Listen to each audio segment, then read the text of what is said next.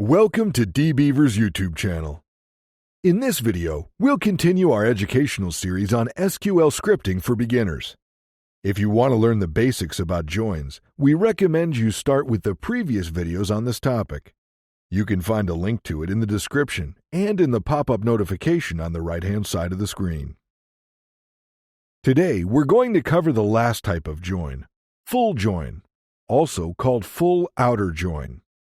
This join returns all the rows from the join tables, whether they are matched or not. We can say a full join combines the functions of a left join and a right join. Let's talk briefly about the structure. Select table1 dot column underscore name underscore 1, table2 dot column underscore name underscore 1. From table 1. Full outer join, table 2. On table1 dot column underscore name equals table2 dot column underscore name. As you can see, the structure of the full join is the same as for the right join and left join. The obvious question is, what's the difference between these clauses? The point is that the full join shows the matching and the non-matching rows from both tables. In cases when the condition is not met, then the null value is displayed in the result set. Even though the structure is already familiar to us, how to use this type of join may not be obvious. So, let's take a look at it with a specific example. We assume that you've already installed the DBeaver community app and created an SQLite database. If you need to learn how to download and install the application, follow the link in the description or click on the tooltip on the right-hand side of the screen.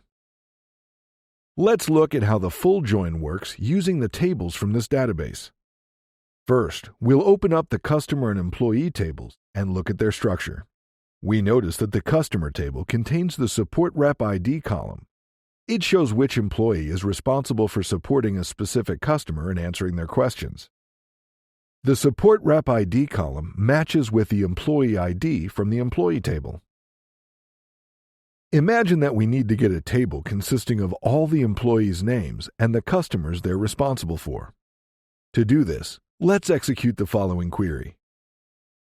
Select employee.lastname, employee.firstname, customer.lastname, customer.firstname.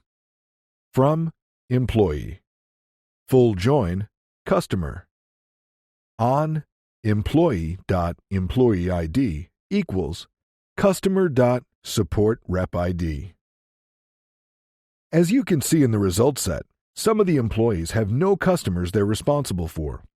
This can be understood by the null values in the columns with the customer names and last names, which means that there are no employee IDs in the customer table for these customers.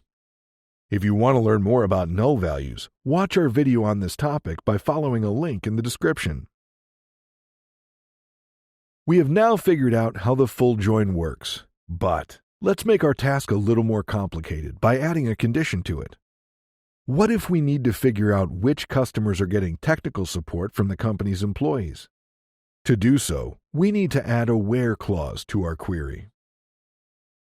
Select employee.lastname, employee.firstname, customer.lastname, customer.firstname. From employee. Full join, customer.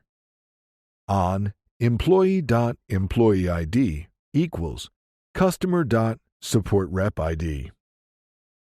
Where employee.title equals IT staff or employee.title equals IT manager. From the result set, you can find out that our company has 3 technical specialists and none of them provide customer support. Why so? That's because all technical support is provided through a special system that doesn't require direct contact with the customer. Now you know how all the main types of joins work, and you can use any of them to solve your tasks. We hope that our video series will help you to improve your understanding of basic SQL statements. In our upcoming videos in this series, we're going to show you how to work with other SQL basics. Feel free to subscribe to our channel so you don't miss any updates. Thanks for watching, and see you in our next video.